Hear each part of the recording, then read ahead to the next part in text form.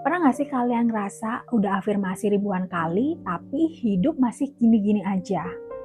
Memang banyak orang masih terjebak di law of attraction, atau yang sering kita sebut sebagai loa.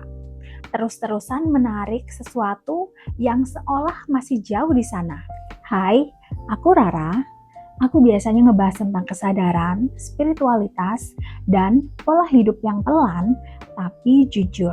Di TikTok biasanya aku berbagi refleksi singkat. Tapi di channel ini, aku mau ngajak kamu buat duduk lebih lama, buat memahami diri tanpa harus merasa ada yang salah denganmu. Di video kali ini, aku bakal ngebahas tentang sesuatu yang lebih intim dan instan. Apalagi kalau bukan law of assumption. Di sini kita nggak bakal lagi tuh yang namanya minta-minta, tapi kita menyadari kalau semesta itu sebenarnya sedang mencerminkan asumsi kita.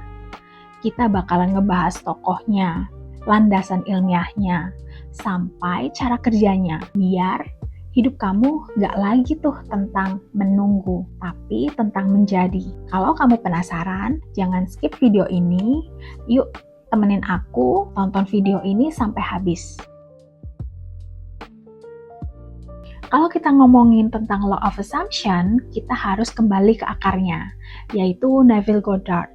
Beliau adalah tokoh spiritual di pertengahan abad ke-20 yang mempunyai pandangan sangat radikal. Neville pernah bilang, realita fisik yang kamu lihat sekarang itu hanyalah pantulan atau bayangan dari aktivitas mental kamu di masa lalu.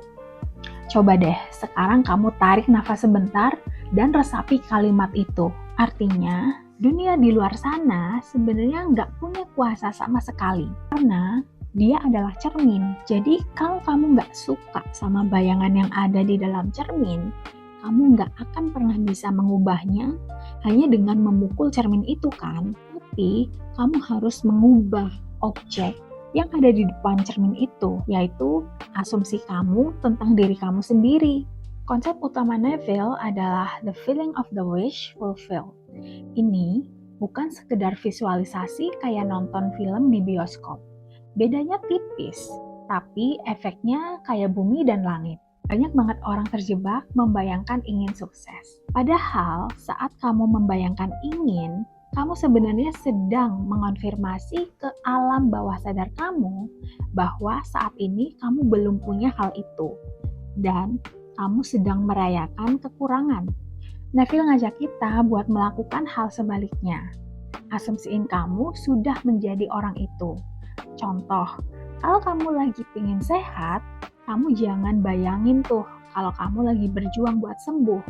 Tapi kamu asumsiin diri bangun pagi, bisa lari, dan rasa syukur itu sudah menetap di hati kamu. Ini bagian yang paling menarik. Menurut Neville, pikiran bawah sadar itu sifatnya impersonal. Dia nggak punya selera humor. Dia nggak bisa bedain yang mana kejadian yang terjadi di dunia fisik dan mana asumsi yang kamu bangun dengan intensitas perasaan. Begitu sebuah asumsi kamu ulang secara terus-menerus, dia akan mengeras menjadi keyakinan atau belief. Dan disinilah keajaiban terjadi. Dunia fisik gak punya tuh pilihan lain selain mewujudkannya. Bukan karena sihir, tapi karena kamu sudah bergetar di frekuensi yang sama dengan tujuan kamu. Kamu gak lagi mencari jalan, kamulah jalannya. Misalnya analogi menanam benih. Kamu menanam benih apel. Gak mungkin setiap jam kamu bakalan bongkar tanah itu cuma buat mastiin kalau itu bakalan tumbuh jadi apel kan? Karena kamu sudah berasumsi itu bakal jadi apel. Itulah ketenangan yang dibawa oleh law of assumption. Mungkin beberapa di antara kalian berpikir kalau semua ini adalah halu, kalau semua ini cuma positive thinking yang terlalu dipaksain. Aku ngerti banget sama opini kalian tentang ini, aku juga paham banget sama perasaan kalian, karena aku pun juga begitu. Aku nggak bakal langsung percaya kalau dasarnya belum jelas. Tapi menariknya, dunia sains modern, mulai dari neuroscience sampai psikologi klinis, mulai menemukan kalau asumsi itu adalah mekanisme biologis di tubuh kita. Ayo pelan-pelan kita bahas biar logika kamu bisa ikut setuju. Kamu harus tahu, kalau di batang otak kita ada sekumpulan saraf kecil yang bernama RAS atau Reticular Activating System. Kita anggap aja RAS ini sebagai satpam atau filter informasi. Nah, setiap detik kita menerima jutaan informasi yang masuk ke mata dan telinga kita. Tapi otak nggak sanggup memproses semua itu. Jadi, RAS ini akan bertanya, informasi mana yang paling penting buat kamu? Nah, jawabannya tergantung sama asumsi kamu. Kalau kamu berasumsi dunia ini adalah tempat yang sulit dan gak adil, maka RAS kamu akan memblokir semua informasi tentang peluang dan menyoroti berita kriminal, kegagalan orang lain, dan hambatan. Tapi sebaliknya, kalau kamu berasumsi kamu adalah orang yang selalu beruntung dan selalu dikasih kemudahan, maka RAS kamu akan bekerja seperti radar. Tiba-tiba kamu melihat peluang bisnis yang biasanya tak kasat mata. Atau kamu bisa tiba-tiba ketemu sama orang yang tepat di waktu yang tepat. Dunia nggak berubah, tapi filter otak kamu yang berganti. Oke, sekarang kita geser ke dunia medis. Kalian pasti pernah dengar efek placebo kan? Banyak banget jurnal kesehatan yang mencatat pasien dengan penyakit serius membaik hanya karena diberitahu mereka meminum pil yang paling ampuh. Padahal itu cuma pil gula atau pil tepung biasa. Kenapa ini bisa terjadi?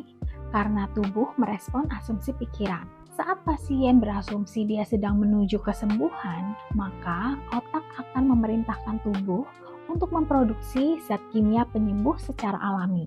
Ini bukti nyata kalau asumsi itu bukan cuma soal pikiran, tapi soal biologi. Pikiranmu adalah instruksi buat sel-sel tubuhmu. Jadi bayangkan, instruksi apa yang kamu kasih ke tubuhmu setiap hari lewat asumsi-asumsimu. Dulu para ilmuwan mikir kalau otak orang dewasa itu sudah mati. Tapi sekarang kita mengenal istilah neuroplastisitas. Jadi otak kita seperti plastisin yang masih bisa dibentuk. Pada saat kamu berasumsi secara konsisten dan juga merasakan emosinya, sebenarnya neuron-neuron yang ada di otak kamu sedang berpegangan tangan membentuk jalur saraf baru.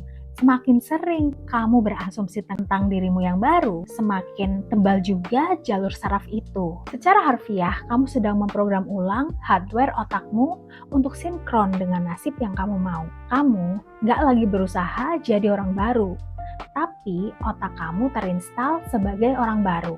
Jadi wajar aja kalau akhirnya realita fisik pun mengikuti, karena pusat komandonya sudah berubah.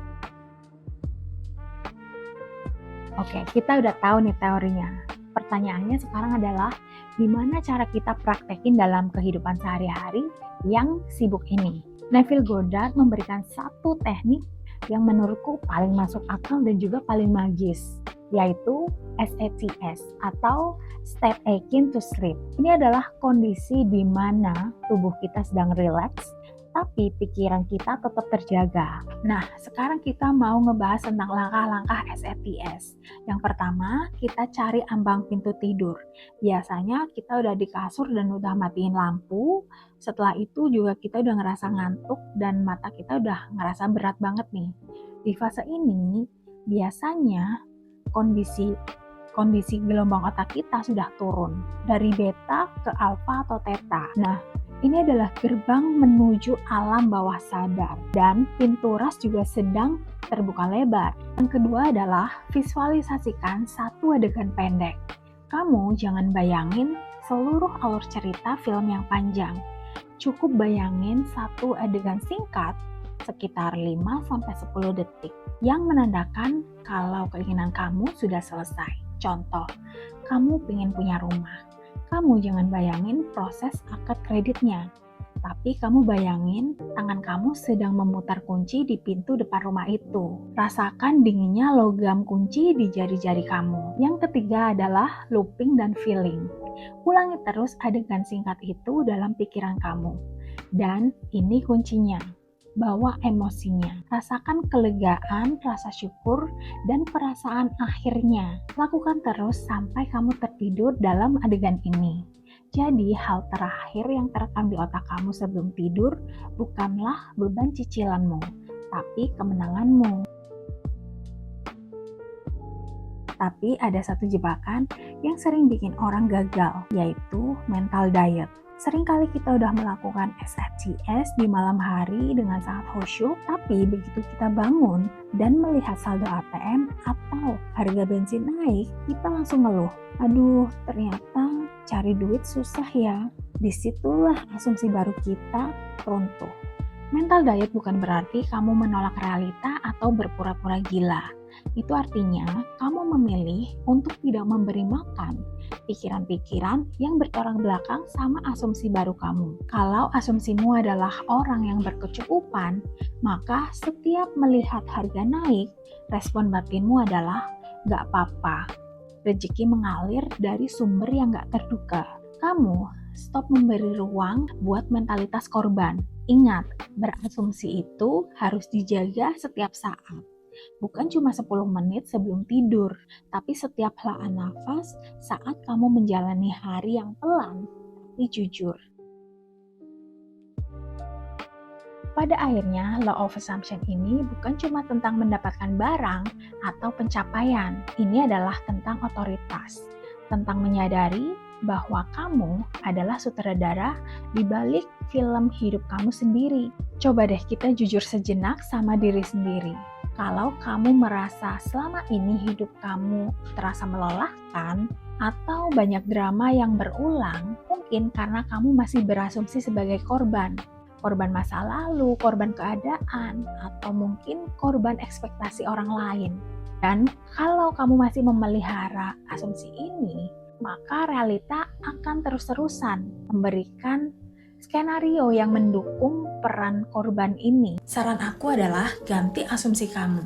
Jangan menunggu bukti fisik ada di depan mata. Ingat, realitas fisik itu sifatnya agak lambat. Kamu anggap aja dia sedang proses rendering. Pikiranmu adalah instruksinya, dan dunia butuh waktu untuk mencetak hasil dari pikiranmu menjadi kenyataan.